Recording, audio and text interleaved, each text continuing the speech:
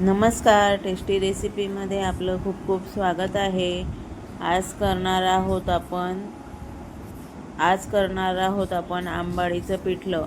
आंबाडीची भाजी निवडून घेतलेली आहे, छान आणि धुवून घेतलेली आहे मस्त, आणि बारीक चिरून घ्यायची तिला। आंबाडीचं पिठलं खूपच छान लागतं, आमच्या घरी तर फारच आवडतं।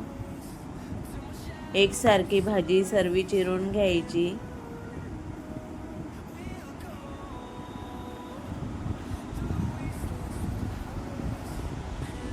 कढई गरम करायला ठेवलेली, थोडंसं तेल टाकून घ्यायचं कढईत।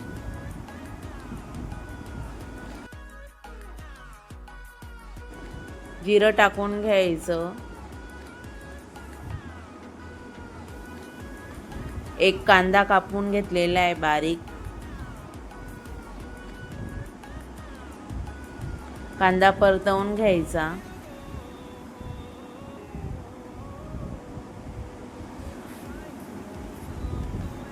तीन चार मिनिटं चांगला परतवून घ्यायचा कांदा मस्त।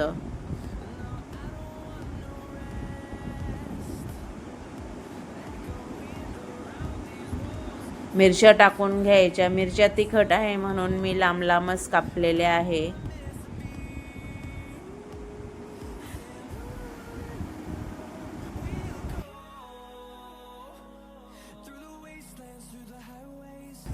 एक चमचाभर लसूण ठेचलेला टाकून घ्यायचा आहे।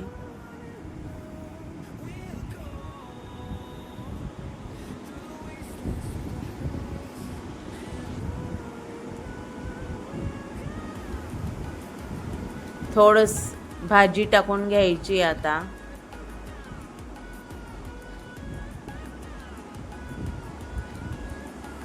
सर्व भाजी टाकून घेतली की मिक्स करून घ्यायचं। थोडीशी अर्धा चमचा हळद टाकून घ्यायची आणि भाजी मिक्स करून घ्यायची चांगली।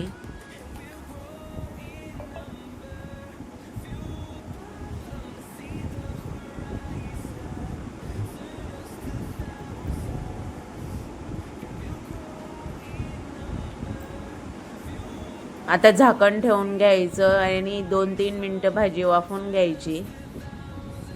भाजी वाफवून झालेली आहे।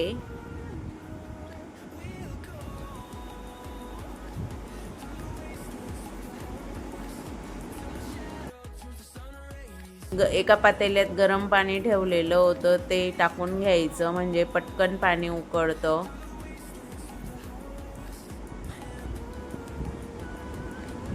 पाणी कमी वाटत होतं म्हणून मी अजून टाकून घेतलं आणि चवीनुसार मीठ टाकून घेतलेलं आहे।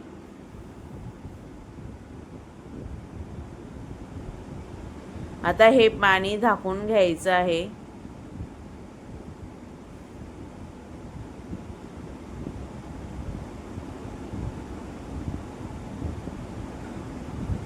उकळी आलेली आहे। आता बेसन पीठ पेरून घ्यायचं।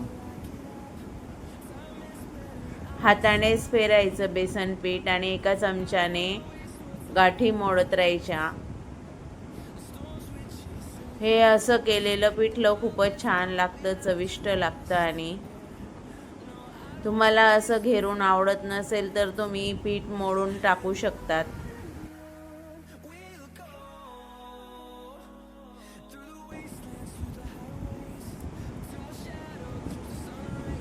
तुम्हाला जेवढं पीठ लागत असेल तेवढं पीठ तुम्ही टाका।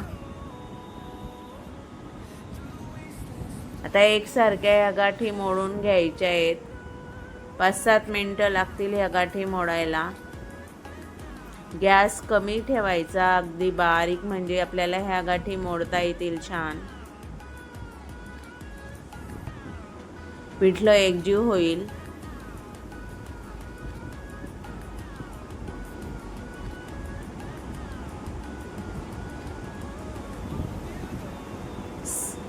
सर्व पिठलं असं प्लेन झालेलं आहे। मी 5-7 मिनिटं लागले मला।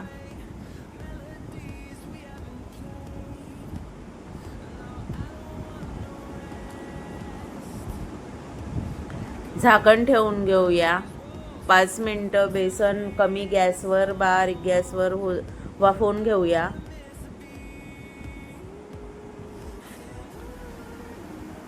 5 मिनटं झालेले आहेत. आता गॅस बंद करून घेऊया आणि पिठलं तयार झालेलं आहे आपलं. छान असं आंबट आंबट लागतं हे पिठलं आणि या अशा भाज्या पालेभाज्या खायला पाहिजे. And on we'll go.